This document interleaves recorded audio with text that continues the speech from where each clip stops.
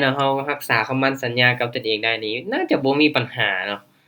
เราก็เว้าคักแน่ว่ามื้อนี้สิเก็บเอาจัก20-30เหรียญบัดนั้นเทศได้แล้วบัด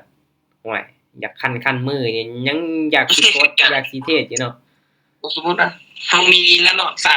เฮามี30เหรียญเฮาall in ไปเลยนี่น่าสิได้60เหรียญพุ่นใด แม่นแล้วเนาะความคิดแบบนั้นก็เริ่มผุดขึ้นมาแล้วเนาะโอเคทุกคนเนาะมาสำหรับมื้อนี้เนาะก็ได้ว่าข้อยบ่ได้มาแบบเทศหรือว่าบ่เทศสดๆอิหยังให้ทุกคนเบิ่งดอกแต่ว่าข้อยจะเอาตัวที่ว่าคิดว่ามันเป็นปัญหากับทุกคนแน่เนาะมาแชร์แล้วก็หาวิธีแก้ไขให้เนาะก็คือ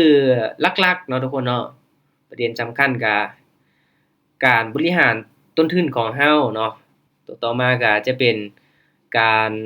ควบคุมอารมณ์ของตนเองเนาะเราสิมีวิธีแก้ไขจั่งใดเนาะควบคุมอารมณ์ของตัวเองเนาะตัวต่อมาก็จะเป็นทางด้านระเบียบวินัยกับตนเองเนาะมือใหม่นี่3ปัญหาหลักๆนี้พอเนาะสำหรับว่าเรื่องการเทรดว่าเรื่องเทคนิคอิหยังต่างๆนี่เทรดเก่งเนาะเทรดเก่งอยู่แล้วข้อยก็เชื่อว่าทุกคนเทรดเก่งเนาะมาก่อนที่ว่าจะเอาเป็นตอนท้ายทุกคนเนาะค่อยจะมาแชร์เทคนิคให้เนาะว่าเราจะวิเคราะห์กราฟแบบใดเนาะเจาะลึกในการเบิ่งเทรนด์เนาะเบิ่งแท่งเทียนอิหยังต่างๆเนาะแต่ว่าวันนี้เราไปศึกษาบทเรียนก่อนเนาะเป็นบทเรียนเล็กๆน้อยๆเนาะ2-3หน้าเท่านั้นเนาะถ้าว่าทุกคนมีตัวใดที่บ่เข้าใจก็ถามค่อยได้เด้ทุกคนเนาะมาเดี๋ยวมาเบิ่งนำกันเด้อได้ว่ามาเอามาทำความเข้าใจเกี่ยวกับบทเรียนก่อนที่ว่าจะลงมือทุกคนเนาะเราก็ต้องมีความรู้กับมันก่อนว่าซั่นซะถ้างั้นก็ต้องมาศึกษาหาความรู้ก่อนโอเคเนาะ หลักๆทุกคนเนาะสำหรับมื้อนี้ก็เว้าถึงหัวใจของการอยู่รอดเนาะหรือว่าการเติบโตในตลาดการเทรดทุกคนเนาะอันนี้ก็เป็นคู่มือเนาะหลักๆจะเป็นการรักษาทุนการบริหารอารมณ์และก็การสร้างวินัยเดี๋ยวทุกคนได้เนาะโอเคเห็นหน้าจอที่ค่อยแชร์ตัวนี้บ่ทุกคนเห็นบ่ โอเคเนาะมาถ้างั้นทุกคนเนาะคันว่ามีตัวใดที่บ่เข้าใจเนาะให้โน้ตไว้แล้วก็ถามกับข้อยได้เลยเนาะโอเคตัวที่1เนาะเป็นหยังเนาะการรักษาทุนนี่นะเนาะจึงสำคัญกว่าการสร้างกำไรทำอิฐนี่เอิ้นได้ว่าบ่ฟ้าวคิดหากำไรซะเนาะให้รักษาต้นทุนให้มันได้ก่อนเนาะทุกคนเนาะเพราะว่าคนส่วนหลายเนาะคนส่วนหลายนี่รักษาต้นทุนนี่ยังบ่ได้ซ้ำเนาะเติมเงินเข้ามาหรือว่าเอาต้นทุนมาลงทุนเท่าใดก็เสียว่าซั่นซะเนาะก็เลยคิดเสียว่ารักษาต้นทุนให้มันได้ก่อนเนาะก่อนที่เราจะคิดหากำไรเนาะในโลกของการเทรดเนาะนักเทรดมือใหม่มักจะโฟกัสเนาะมื้อนี้จะได้กำไรเท่าใดนะแต่นักเทรดมืออาชีพเนาะที่อยู่รอดในระยะยาวเนาะจะโฟกัสว่ามื้อนี้จะรักษาทุนไว้แนวใดทุกคนเนาะอา อันนี้นี่ขอถามเนี่ยโอเคไอเทศมาจากปีแล้วเนาะโอเคสำหรับข้อยเนาะคันว่าไผที่ได้ติดตามข้อยแต่โดนข้อยก็ได้เฮ็ดคลิปลงไปแล้วก็บ่เป็นหยังข้อยเทศมาตั้งแต่ตอนตัวเองอยู่ม.7เนาะเดี๋ยวสิเล่าประสบการณ์สู่ฟังซะว่าซั่นเนาะตั้งแต่ม.ประสบการณ์ที่เทศแรกๆเลยโอเคข้อยก็ตั้งแต่ม.7เนาะตอนนั้นก็เอิ้นได้ว่าหลังจากที่เรียนจบเนาะตัวเองก็มีความคิดว่าอ้าวเราสิไปหาเงินจั่งใดวะก็แบบตัวเองเพิ่นมักฮักแบบทางออนไลน์เด้เนาะมันมีช่องทางหาเงินแบบใดหั้นนะแล้วก็เห็นลูกอ้ายเขาเจ้าเทรดเนาะเขาเจ้าเทรดแล้วอ้าวมันได้เงินแท้บ่เนาะถามก่อนว่ามันได้เงินแท้บ่เนาะเอาง่ายๆเนาะเอาคำถามง่ายๆแบบมันได้เงินแท้บ่เราก็เข้าไปถามเขาเจ้าว่ามันก็ได้แท้หั้นแหละคันว่าเทรดมีกำไรเนาะเอาง่ายๆต้องมีกำไรแน่เนาะมีกำไรแล้วถอนเจ้าได้เงินเนาะคันว่าเทรดเสียมันก็เสียเงินมันก็มี2ทางนี่แหละก็เลยเริ่มเข้าไปศึกษาเนาะตอนม.7ปัจจุบันนี้ข้อยก็สิจบปี4แล้วเนาะก็ประมาณเกือบๆ5ปีแล้วเนาะตอนนั้นนี่เอิ้นได้ว่าล้มลุกคลุกคลานเนาะศึกษาฝึกเทรดเงิน Demo ไปเดือนหนึ่งเนาะก่อนสิฝากเงินจริงเข้าไปฝาก5เหรียญก็ติดลบ5เหรียญก็ติดลบเนาะปะปนกันไปกันมาแต่ละมื้อหั้นเนาะ ได้เสียๆเนาะเพราะว่าตัวเองก็บ่ได้มีทุนหลายได้ตอนนั้นความรู้อิหยังมันก็ยังบ่ทันได้หลายคือปัจจุบันเนาะข้อยก็ยอมรับเลยเนาะ2-3ปีที่ผ่านมานี่ความรู้เกี่ยวกับการเทรดการลงทุนอิหยังนี่มันค่อนข้างที่จะหลายแล้วก็ละเอียดเนาะเข้าถึงได้ง่ายกว่าช่วง4-5ปีก่อนว่าซั่นซะช่วงที่ข้อยเข้ามาแรกๆยังบ่ทันได้มีคนที่ว่ามาแชร์ความรู้หยังหลายหั้นนะเนาะ บ่ได้แบบมีคลิปเทศอิหยังก็ยังบ่ทันได้หลายเนาะตอนนั้นนะก็ต้องได้ล้มลุกคลุกคลานกับตัวเองเนาะก็หลังจากงบ5เหรียญเนาะบ่ได้ผลเนาะก็ขยับขึ้นมาเป็นงบ26เหรียญยับขึ้นมาเป็นงบ30เหรียญเนาะ30นี่ข้อยก็เดินไม้ละ1แล้วก็ไปละ2ถ้าเสีย2ไป4เสีย4ไป8เสีย8ไป16เนาะคูณขึ้นแบบนี้เฮ็ดแบบนั้นแหละวนไปวนมาแต่ละมื้อก็ ได้ๆเสียๆปะปนกันไปเนาะเพราะว่าต้นทุนเราก็พอแต่ส่ำนั้นเนาะหลังจากนั้นเนาะผ่านมาประมาณปีหนึ่ง2ปีเนาะได้ขึ้นมาเรียนต่ออยู่โรงเรียนนี่ก็โอ้ได้มาพบกับบุตรน้อยหลายๆคนเนาะเขาเจ้าก็สอนให้แบ่งปันความรู้ให้ก็ปรับ mindset ปรับแนวความคิดอิหยังหลายๆอย่างเนาะเพื่อจึงจะอยู่รอดเนาะคันว่าตนเองเนาะยังมีแนวความคิดแบบเก่าเนาะ ยากที่จะไปรอดทุกคนเนาะตัวนี้นี่สำคัญหลายเนาะมันอยู่ที่แนวความคิดหลักๆเนาะคนเราจะประสบความสำเร็จเนาะมันเริ่มเปลี่ยนจากแนวความคิดก่อนเด้อทุกคนเด้อเนาะก่อนที่ว่าเราสิเปลี่ยนพฤติกรรมนี่เราต้องเปลี่ยนสิ่งที่อยู่ในหัวของเราก่อนว่าง่ายๆเนาะอันนี้นี่แท้เลยทุกคนเนาะคันว่าเราคิดแต่ว่าการเทรดเนาะมันเฮ็ดให้เรารวยไวมันเฮ็ดให้เรารวยข้ามคืนเนาะ ได้กำไรเท่านี้มันบ่พอใจเนาะเราต้องรวยอย่างเดียวเนาะเราโฟกัสแต่ว่าอยากได้อย่างเดียวนี่เอาไปเอามาล่ะแฮ่งเสียเนาะทุกคนเนาะแบบนั้นนี่เป็นความคิดที่ผิดเลยแหละหลังจากที่ค่อยได้ รุ่นอ้ายเนาะเขาเจ้าแนะนำมาระยะหนึ่งก็บ่ได้หมายความว่าค่อยจะสามารถเปลี่ยนตัวเองแบบพลิกฝ่ามือได้เลยมันบ่แม่นเนาะมันต้องอาศัยในการฝึกเนาะฝึกตนเองพอสมควร ในการที่หักห้ามใจตนเองว่าเป็นว่าเราต้องเฮ็ดจั่งใดจั่งบ่นั่งเฝ้ากราฟเบิดมื้อเบิดเว้นเนาะเราเฮ็ดจั่งใดเราเทรดได้ตามเป้าแล้วเราสิไปเฮ็ดแนวอื่นได้หั้นน่ะ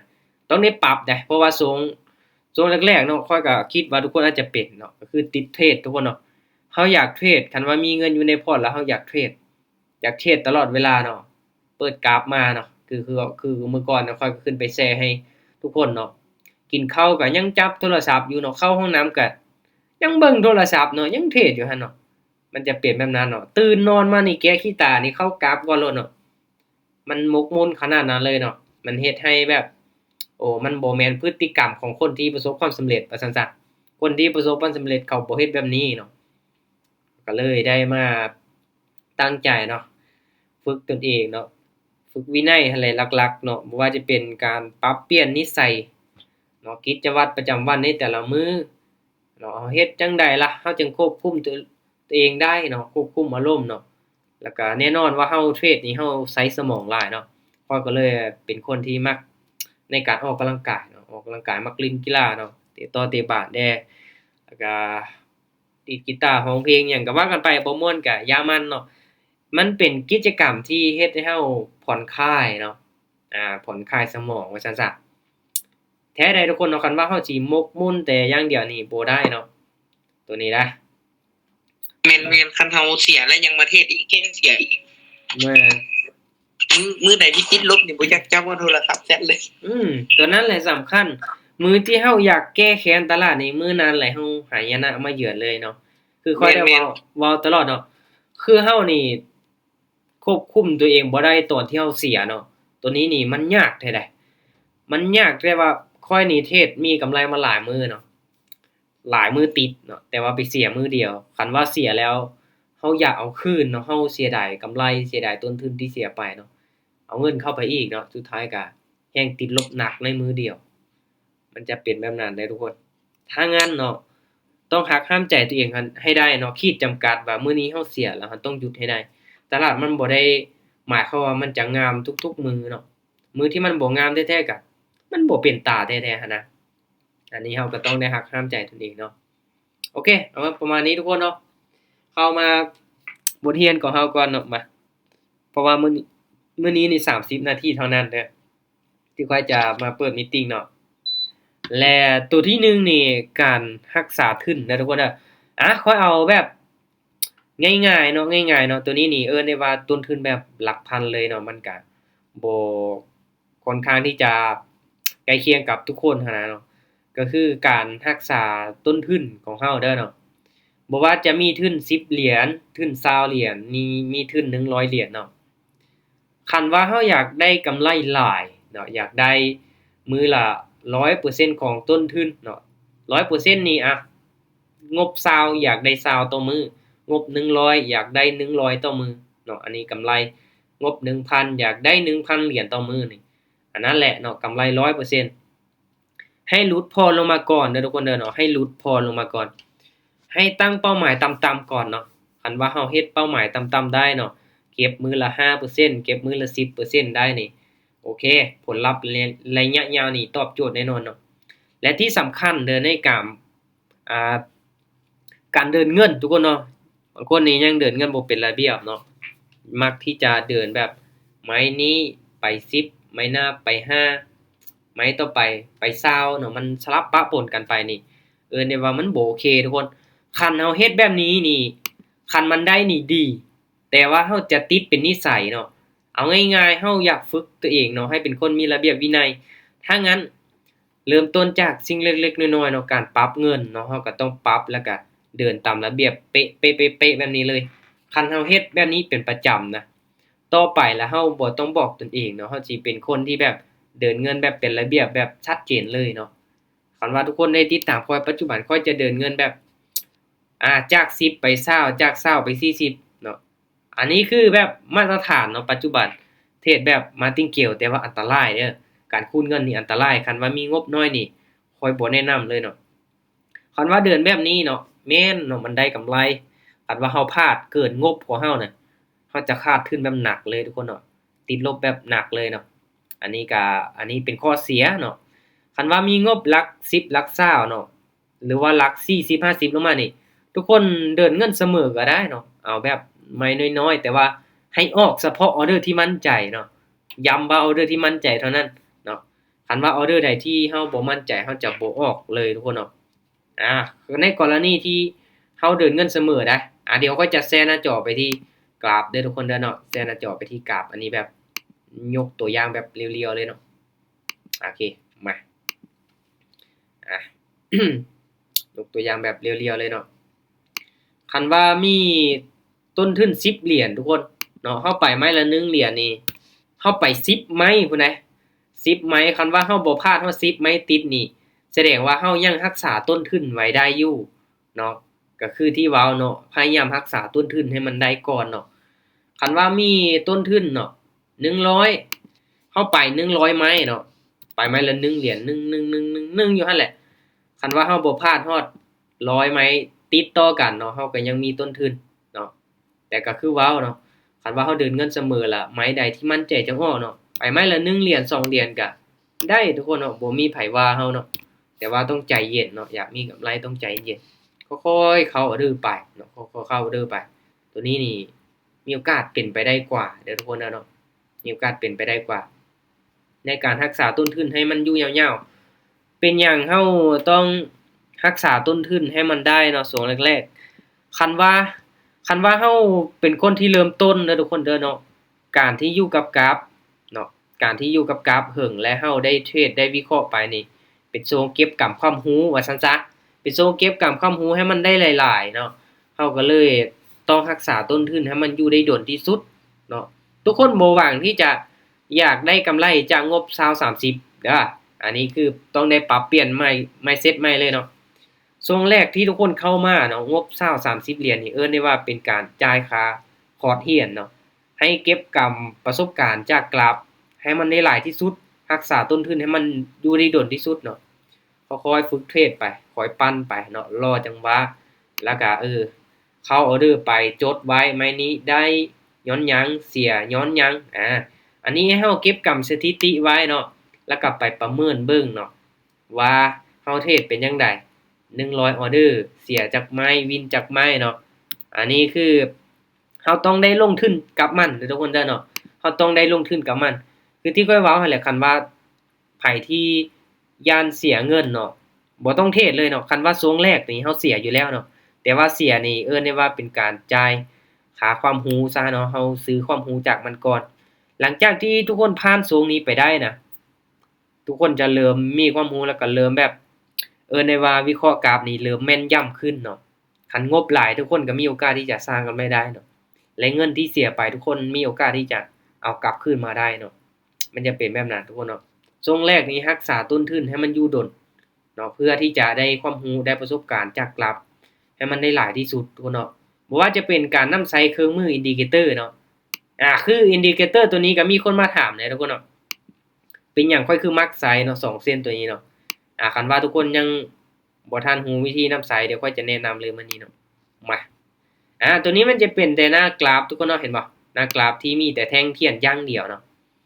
และอินดิเคเตอร์เนาะเข้ามาที่ FX indicator โอเคตัวนี้คือซื้อของ2เส้นเมื่อกี้นี้เด้อทุกคนเด้อ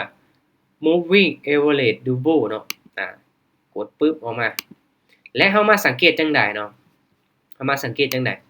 มันจะมีเส้นสีส้มกับเส้นสีฟ้าตัวนี้เนาะให้เบิ่งจุดตัดกันเนาะให้เบิ่งจุดตัดกันแล้วก็ซูมเบิ่งเนาะแนวโน้มรวมๆเนาะจุดตัดกันล่าสุดคือตัวนี้เนาะตัวนี้เลยเส้นสีส้มเนาะมันจะไวกว่าเส้นสีฟ้าคันว่าเส้นมันตัดกันลงมาเนาะมันจะเป็นแนวโน้มขาลงเนาะเฮาจะตามขายเนาะเห็นบ่คันว่าซูมใกล้ๆเนาะมันยังขนานกันใกล้ๆมันจะลงเป็นเทรนงามเนาะลงเป็นเทรนงามๆเลยเนาะสำหรับอินดิเคเตอร์ตัวนี้ช่วยเบิ่งแนวโน้มได้เด้อทุกคนเด้อเนาะสำหรับตัวนี้เนาะโอ้ก็ถือว่ากราฟงามอยู่ทุกคนเนาะ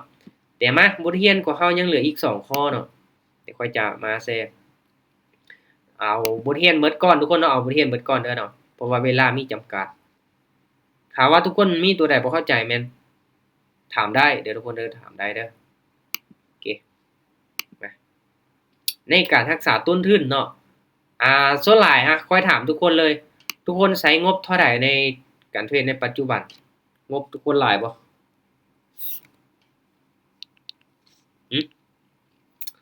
20 30 40 50 ขอ 100 ติดลบปีกาย1,000กว่าเหรียญจ้ะอีหยังก็ติดลบอ่ะติดลบเท่าใดฟังบ่ชัดเจนจ้ะเมื่อกี้เนาะแม่นยันปีกายติดลบ 1,000 เหรียญโอ้ติดลบ 1,000 เหรียญปีกายนี่เนาะอันท่านอาจารย์ใช้โน้ตเสียงมันอยากขาดๆเกิน แม่น ๆคือแน่นอนทุกคนเนาะคันว่าฝนตกการบ่ค่อยดีโอเคคือในกรณีที่ติดลบทุกคนเนาะคันว่าอยากกลับมาบวกนี่ทางเดียวเนาะต้องใช้เวลาเด้อแม่นเนาะเฮาติดลบหลายนี่ถ้าเฮาหารเป็นมื้อน่ะที่จริงแล้วมันก็บ่ได้เกินความสามารถของเฮาได้ 1,000 เหรียญเนาะปีหนึ่งค่อยให้เลยปีหนึ่ง1,000 เหรียญปีหนึ่งนี่มีอยู่365มื้อแม่นบ่ทุกคนเฮามาหารเลยเอา 1,000 นี้มาหาร365มื้อนี่เฮาเก็บมื้อละ 2.7 เหรียญเท่านั้นเนาะปีหนึ่งนี่ 1,000 เหรียญนี่เฮาได้กลับคืนมาเนาะแต่ว่าก็แน่นอนเนาะเฮาก็เชื่อว่าตนเองสามารถเก็บได้หลายเกินมื้อละ 2.7 เหรียญเนาะอันนี้ให้เบิ่งผลลัพธ์ที่ระยะยาวเนาะแม้นเฮาอาจจะติดลบเป็นปีเนาะติดลบหลักพันแต่ว่าถ้าเฮาหารมาเนาะเอามื้อละ5เหรียญก็ได้นะ5คูณให้365เนาะเฮาจะได้ 1,800 เนาะ 1,825 เหรียญเนาะเห็นบ่เฮาได้ต้นทุนกลับคืนมา 1,000 เหรียญและได้กำไรกลับมาอีก825เหรียญเนาะให้ทุกคนเบิ่งผลลัพธ์ที่ระยะยาวเด้อทุกคนเด้อเนาะตัวนี้สำคัญกว่าเนาะคันว่าเฮาติดลบต้องใช้เวลาแก้เนาะบ่หมายความว่าติดลบ 1,000 มื้อนี้มื้ออื่นเฮาสิฝากเข้ามา 2,000 all in ใส่เลยแก้ให้มันได้บัดเดียวโอ้อันตรายเด้อทุกคนเนาะ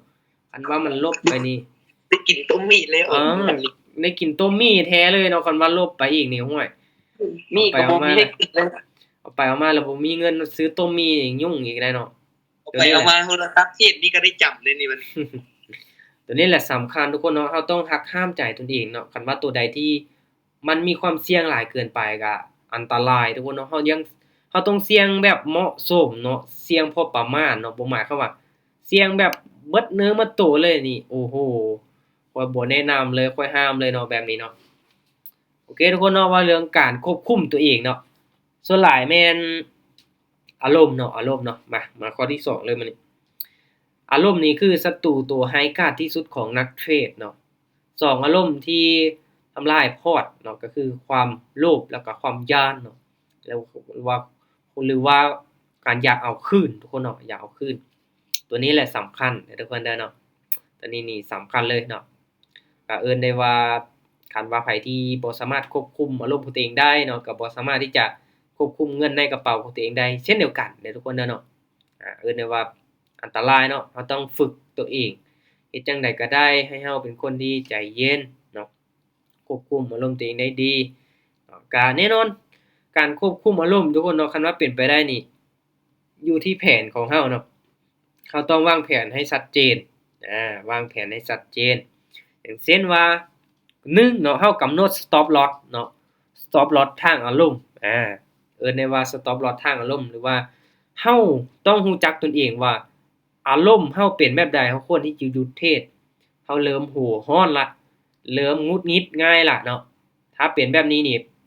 เราต้องหยุดเนาะคือตัวอย่างว่าเราขาดทุนเนาะ2 3ไม้ติดต่อกันล่ะเนาะเราก็ต้องได้พักเนาะเราต้องปิดจอย่างหนีออกจากหน้าจอทันทีเนาะหรือว่าแบบบ่มีข้อยกเว้นเนาะเอิ้นได้ว่าบ่มีข้อยกเว้นเนาะอันนี้คือเราต้องเฮ็ดให้มันได้ทุกคนเนาะถ้าอารมณ์เริ่มร้อนแล้วพักก่อนเนาะบ่ฟาวเทรดเนาะบ่ฟาวเทรดใส่กฎ15นาทีเนาะเอิ้นได้ว่าเมื่อรู้สึกร้อนเนาะหรือว่าอยากเบิ่งกราฟเนาะอยากกดไม้ใหญ่เพื่อที่จะเอาคืนให้ลุกออกจากโต๊ะไปอาบน้ำยางลิ้น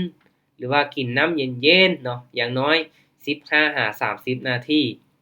ลองเบิ่งเด้อทุกคนเด้อเนาะลองเบิ่งเนาะตามที่ได้แนะนำไปนี่เนาะตามบทเรียนตัวนี้ทุกคนลองเบิ่งเด้อว่ามันแม่นแท้บ่มันเฮ็ดให้เราดีขึ้นแท้บ่เนาะคันว่าเราเริ่มหัวร้อนแล้วเนาะเราลุกออกจากโต๊ะเราไปอาบน้ำเนาะหรือว่ายางลิ้นกินน้ำเย็นๆเนาะให้ชื่นใจแท้ทุกคนเนาะตัวนี้แหละลองเบิ่งเด้อตัวนี้เด้ออันนี้ก็เป็นอีกตัวหนึงที่เฮ็ดให้เราเนาะมีโอกาสควบคุมอารมณ์ตัวเองได้เนาะแล้วก็ตัวนี้เปลี่ยนเด้อตัวที่3นี่เปลี่ยนโฟกัสเนาะเปลี่ยนโฟกัสจากเงินมาเป็น process หรือว่ากระบวนการเด้อทุกคนเนาะอย่าเบิ่งที่ผลกำไรอย่างเดียวเนาะแต่ให้เบิ่งกระบวนการการลงมือเฮ็ดของเรานี่เราเฮ็ดตามแผนได้ 100% บ่เนาะตัวนี้สำคัญกว่าเด้อคันว่าผลลัพธ์ของเราน่ะ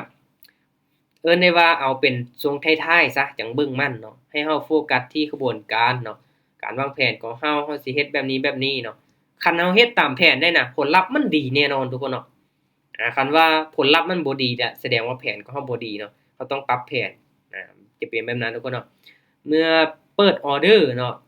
อย่าเบิ่งตัวเลขบวกลบเนาะที่กำลังขึ้นลงเนาะให้ถามว่าไม้นี้เราเปิดตามแผนเนาะที่ได้ตั้งไว้บ่ตัวนี้เด้อทุกคนเด้อเนาะให้โฟกัสที่แผนหลายกว่าเนาะหลายกว่าผลกำไรที่เราจะได้เนาะ ตัวนี้สำคัญกว่าเด้อทุกคนเด้อเนาะโอเคมาไปหน้าสุดท้ายเลยเนาะแต่ว่าทุกคนมีตัวใดบ่เข้าใจแล้วสิถามคืนเนาะวินัยเด้อทุกคนเด้อตัวนี้นี่เอาแบบง่ายๆเนาะต้องว่าแบบวินัยกับตนเองนี่เอิ้นได้ว่าง่ายๆเนาะเฮาเฮ็ดน่ะบ่หมายความว่าปลูกต้นไม้มื้อนี้แหละสิได้กินมากมื้ออื่นบ่แม่นเนาะอันนี้ค่อยยกตัวอย่างให้ทุกคนเห็นภาพเลยเนาะเฮาสิไปปลูกมะม่วงมื้อนี้แหละสิมื้ออื่นแล้วตื่นมาเลย สิให้มันแบบได้มากเลยมันบ่แม่นเนาะการปลูกกกมะม่วงเนาะหรือว่าปลูกกกไม้อีหยังก็อย่าเด้อทุกคนเด้อมันต้องอาศัยในการดูแลแบบสม่ำเสมอเนาะสม่ำเสมอเป็นปี2ปี3ปีจังได้เห็นผลของมันเนาะการเทศคือการที่เฮาฝึกฝนในมื้อนี้การที่เฮาแบบคอยปรับเปลี่ยนตัวเองในมื้อนี้น่ะปรับเปลี่ยนแนวความคิดปรับเปลี่ยนนิสัยใจคอเนาะ มันจะค่อยๆเนาะเริ่มเห็นผลไปมื้อละน้อยมื้อละน้อยมื้อละน้อยแต่สำคัญอยู่ที่ให้เรานี่มีวินัยกับตนเองเฮ็ดให้มันสม่ำเสมอในทุกๆมื้อคือเราไปเรียนหนังสือนี่นะทุกคนลองคิดเบิ่งว่าตนเองเรียนจักปีจั่งสิได้อ่านออกเขียนได้บวกลบคูณหารก็ได้แม่นบ่ล่ะเราใช้เวลาหลายปีในการฝึกฝนหล่อหลอมตนเองอยู่ในโรงเรียนเนาะคือการที่เรามา อ่าเลือกอาชีพใหม่เนาะยกตัวอย่างว่าเป็นอาชีพเป็นเทรดเดอร์เทรดเดอร์นี่ก็แน่นอนเฮ าไปเริ่มต้นแบบปึ๊บปั๊บเลยเนาะอาทิตย์หนึ่งเดือนหนึ่งสิให้แบบเก่งให้มันซ้ำมือโปรประสบการณ์10 ปี20 ปีโอ้มันเป็นไปบ่ได้ทุกคนเนาะเพราะว่าหยังตลาดน่ะคือที่เฮาเห็นเนาะว่ามันมีคนได้แล้วก็คนเสียคันว่าเฮาบ่เป็นคนที่ได้กำไรนี่แสดงว่าเฮาต้องเป็นคนที่เสียเงินเนาะมันมี2ทางแบบนี้ทุกคนเนาะมันมีคนได้แล้วก็คนเสียคันว่าเฮาเสียเขาก็เอาเงินไปให้ผู้ที่ได้มันจะเป็นแบบนี้เนาะถ้างั้นทุกคนลองคิดเบิ่งเนาะ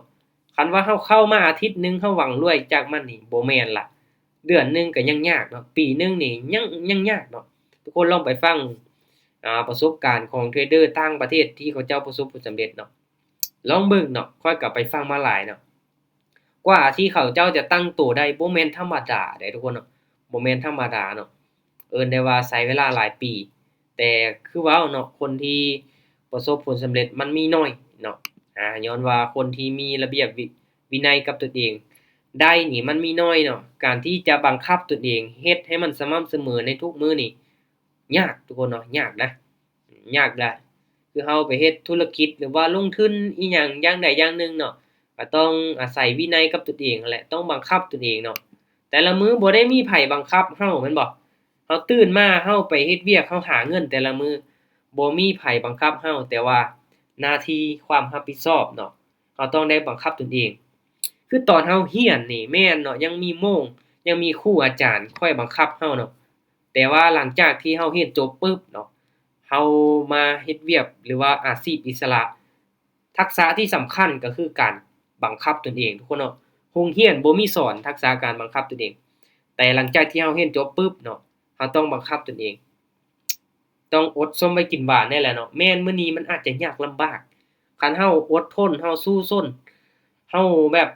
ฟันฝ่ามันไปได้แล้วน่ะผลลัพธ์ในอนาคตทุกคนเนาะเห็นผลแน่นอนเนาะลองไปเบิ่งเนาะประวัติคนที่ประสบความสำเร็จล้มลุกคลุกคลานมาเนาะแต่ละคนบ่แม่นธรรมดาล้มเหลวหลายๆอย่างเนาะกว่าสิเป็นตัวเขาในมื้อนี้ก็บ่แม่นธรรมดาเนาะคือข้อยเองการเทรดข้อยยังบ่ได้กล้าเอิ้นว่าตัวเองเก่งบ่ได้กล้าเอิ้นว่าตัวเองประสบความสำเร็จเนาะข้อยก็ยังเทรดล้มลุกคลุกคลานในแต่ละมื้อข้อยก็บ่ฮู้ว่าอีกเดือนหนึ่งปีหนึ่งข้อยยังสามารถเทรดแล้วมีกำไรแบบนี้บ่หรือว่าข้อยอาจจะไปพอร์ตแตกในมื้อใดมื้อหนึ่งก็เป็นไปได้ทุกคนเนาะทุกอย่างเนาะมันยืนอยู่บนความเสี่ยงมันบ่มีไผรู้อนาคตเนาะคันว่ามื้อใดมื้อหนึ่งข้อยพอร์ตแตกกลางทางก็อาจจะเฮ็ดให้ตัวเองล้มเหลวก็มีเนาะทุกมื้อนี้ยังบ่ทันได้ประสบความสำเร็จคือกันทุกคนเนาะ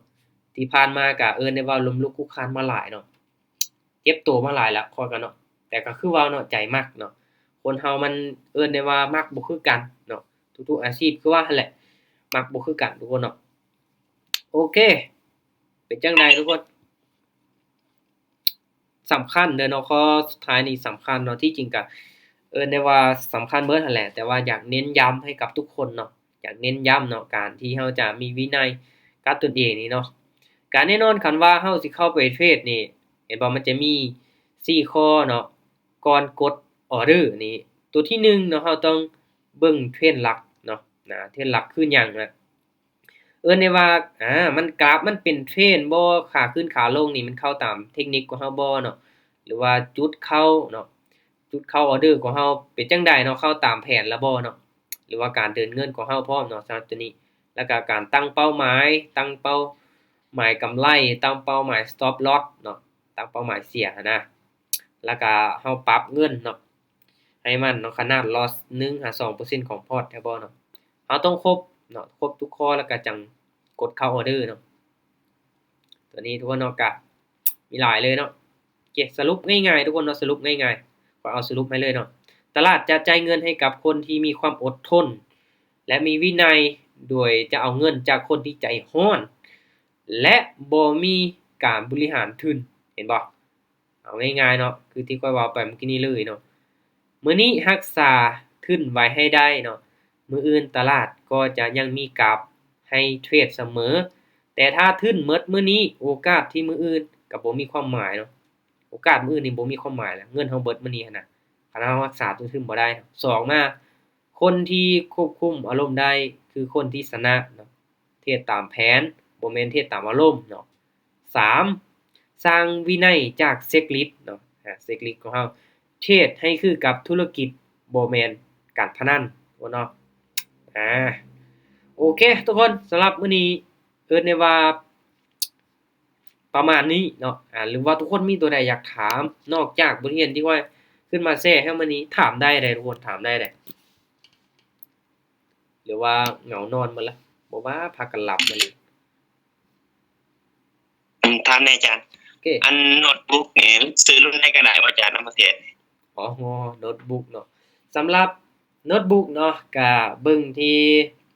เอิ้นได้ว่าสเปกเนาะการใช้งานของมันเป็นจั่งใดเนาะคันว่ามือ1มือ2อิหยังต่างๆก็เบิ่งที่คุณภาพของมันเนาะหลักๆคันว่าแม่นเนาะตัวใดที่ราคาแพงๆเนาะมันก็สิตอบโจทย์หลายๆอย่างเนาะคันว่าราคาถูกก็ฟังก์ชันการใช้งานอิหยังต่างๆมันก็สมราคาเนาะแต่ว่าเรื่องการเทรดนี่ตัวใดก็เทรดได้คือกันเนาะราคาถูกราคาแพงก็เทรดได้เนาะเบิ่งกราฟได้อิหยังต่างๆแต่ขึ้นอยู่กับเราเนาะมีงบประมาณเราไหวส่ำใดเนาะเราอยากได้ลุ้นประมาณใดหั้นนะเราก็ลองไปเซิร์ชเบิ่งเนาะแล้วก็คันว่าเป็นไปได้เราไปเบิ่งตัวจริงเนาะคันว่าออนไลน์นี่โอ้อันตรายคันว่าเราบ่มีคนที่แบบไว้ใจหั้นนะ แม่นคันไปเบิ่งตัวจริงนี่คือใจตัวใดแล้วเอาตัวนั้นเลยคันออนไลน์นี่ผมบ่แนะนำเลย แม่น พร้อมที่งานนี้อยู่อันแถวมซนะ อือฮึมีหลายนะมีหลายเนาะเขาเจ้าขายมือ1มือ2ก็มีหลายขอเพียงแต่เราเบิ่งเป็นเนาะเบิ่งเป็นเนาะสำหรับข้อยก็ใช้ MacBook Air เนาะ MacBook Air ก็ใช้งานมาหลายปีแล้วเกือบๆ4ปีแล้วเนาะเครื่องนี้บ่มีปัญหาหยังเลยนอกจากแบตมันค่อนข้างที่จะเสื่อมตามอายุการใช้งานว่าซั่นซะโอเค แล้วสัญญาณกับแฮงคือกันกับมือถือว่าอาจารย์ สัญญาณนี่ส่วนหลายข้อยจะเชื่อม Wi-Fi หั้นแหละเนาะมันบ่ได้ใช้ซิมใช้หยังเดะเราก็เชื่อม Wi-Fi จากโทรศัพท์คันว่าอินเทอร์เน็ตเราแรงเนาะมันก็ปกติมันก็แรงปกติ เอาข่อยติดลบย้อนเทรดมือถือบ่มันตรงตามเทคนิคปานใด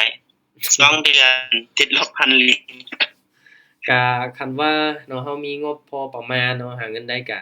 การที่ลงทุนเนาะในอุปกรณ์ของเราเนาะเราคิดเสียว่าเราซื้อมานี่น่ะมันหาเงินให้เราเนาะคือยกตัวอย่างเนาะคือข้อยเองตอนช่วงแรกๆอะตอนซื้อ Mac เครื่องนี้ว่าซั่นซะบ่ได้มีเงินอิหยังแบบหลงหลายเนาะแต่ว่าพอแต่จุบข้อยก็คิดว่าคันว่าเราซื้อมันมาหาเงินเนาะ มันสามารถหาเงินให้เราได้ล่ะ มันบ่ได้แบบเป็นการจ่ายเงินแบบฟุ่มเฟือยหั้นนะเอิ้นได้ว่าเป็นการลงทุนคือตัวอย่างว่าเราซื้อโทรศัพท์มาเนาะคือข้อยซื้อ iPhone 17 Pro Max นี่น่ะข้อยซื้อไป40ปลายล้านเนาะก็แน่นอนปัจจุบันมันหาเงินให้หลายเท่าของโทรศัพท์เดี๋ยวนี้ทุกคนคิดว่าเป็นจังได๋มันคุ้มค่าบ่ล่ะมันหาได้200-300ล้านคุ้มค่าบ่ เขาลงทุนไป40ปลายล้านนี่เขาอาจจะเผลอๆอนาคตได้อีกเป็นตื้อก็บ่มีไผฮู้แม่นบ่อันนี้คือแม่นสำหรับข้อยได้ข้อยรู้สึกว่ามันคุ้มค่าเนาะเพราะว่าข้อยซื้อมันบ่ได้มาใช้งานแบบเล่นเกมหรือว่าแบบบ่ได้มีประโยชน์อิหยังเลยหั้นนะเนาะก็คันว่าเราซื้อมาเห็นว่าใช้งานมันเนาะมันหาเงินได้หลายกว่าเก่าก็เอิ้นได้ว่าเป็นการลงทุนเนาะโอเค สำหรับมื้อนี้นี่เวลานี่เบิดแล้วได้ทุกคนเนาะไปมาอธิบายไปมาแล้วเวลาจนเบิดแล้วอาจารย์บ่เฮ็ดจังไหนเลยว่ามื้อนี้ มื้อนี้ว่าโอ้น่าจะบ่ได้เทศแล้วมื้อนี้ก็ทุกคนเนาะเอาไว้เป็นมื้อหน้าซะก็บ่ได้ เอิ้นได้ว่าการเทศเนาะถ้าเบิ่งเนาะช่วงดึกๆข้อยก็สิเข้าไปเบิ่งกราฟแล้วก็เทศด้วยตนเองอีกเล็กๆน้อยๆเนาะแต่ว่าสำหรับทุกคนเนาะคันว่าเป็นไปได้เด้อต้องยืนด้วยลำแข้งของตนเองเนาะ เฮาสิหวังแต่ว่ามีมีตติงของเขาเจ้าสิเทศตามนี่โอ้อันตรายเด้อทุกคนเด้อเฮ็ดจังได๋ก็ได้เนาะเงินของเฮานี่เราต้องยืนด้วยลำแข้งของตนเองเนาะต้องเชื่อมั่นด้วยตนเองค่อยๆฝึกไปเนาะบางคนนี่อาจจะเทศด้วยตนเองมีกำไรหลายกว่าเนาะเขาไปเทศในมีตติงแล้วโอ้ติดลบเนาะมันก็เลยมี แม่นแบบเห็นจริงโอเคไหมนี่ไอ้มั่นใจไปน้ำอ้ายใน200เบิ่นนึง ดังนั้นแหละทุกคนเนาะก็บ่แนะนำเนาะสำหรับมีตติงเนาะให้ทุกคนเทศด้วยตัวเองสิเป็นกันดีข้อยเองก็คิดลบ โอเคไอ้มั่นใจไหมนี่ไปซื้อแต่ ข้อยเองก็ ขายไปแล้ว ปัญหาตัวนี้หั่นแหละทุกคน ที่จริงปัญหาตัวนี้เนาะในกรณีที่ค่อยเปิดมีตติงเนาะเทศให้ทุกคนเบิ่งเนาะก็แน่นอนว่าค่อยก็ห้ามบ่ได้อยู่แล้วเนาะปิดไมค์ให้ก่อนเด้อแป๊บหนึง ค่อยก็ห้ามบ่ได้อยู่แล้วเนาะทุกคนที่เข้ามาร่วมมีตติงเนาะหลายคน40 50หรือว่าเป็น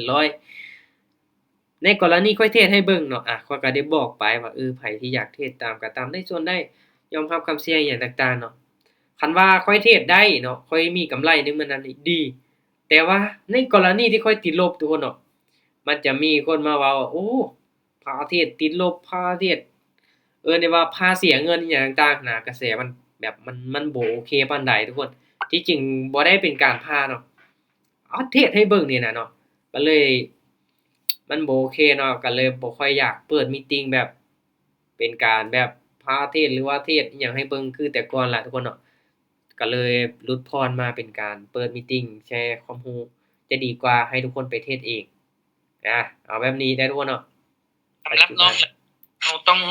มั่นใจในตัวเองถ้าไปได้นำเพิ่นก็ไป แม่นนี่แหละให้ สมมุติเราไปตามอาจารย์คันอาจารย์ติดลบในมื้อนั้นเราก็ต้องติดลบคันเราได้อาจารย์ก็ต้องได้เข้าไปเหมือนกัน แม่นก็เลยจะหลุดพรลงมาทุกคนเนาะมีตติงนี่มีตติงเทศนี่อาจจะบ่ค่อยมีแล้วทุกคนเนาะแต่ว่าจะมีตติงในการแชร์การสอนอยากให้เบิ่งเนาะหรือว่ามาแชร์แบ่งปันเทคนิคให้เนาะหรือว่ากดออกแบบนั้นแบบนี้เนาะสำหรับแต่ละมื้อเด้อทุกคนเด้อโอเคสำหรับมื้อนี้เวลาก็นี่เลยกายมาหน่อยนึงเนาะ ใช่นอนรับฝันดีมื้อนี้ โอเคก็ตั้งใจศึกษาเด้อทุกคนเด้อทุกๆการลงทุนมีความเสี่ยงคือเขาว่าหั่นแหละเนาะก็ต้องศึกษาหาความรู้อยู่เรื่อยๆเนาะตลาดมันก็เปลี่ยนแปลงทุกมื้อเราก็ต้องพัฒนาความรู้ของตัวเองทุกๆมื้อเด้อขอบใจทุกคนที่เข้ามาร่วมเนาะตั้งใจทุกคนมีหยังก็ปรึกษาข้อยได้เนาะโอเคบ๊ายบายทุกคนเนาะมื้อหน้าเจอกันใหม่เด้อ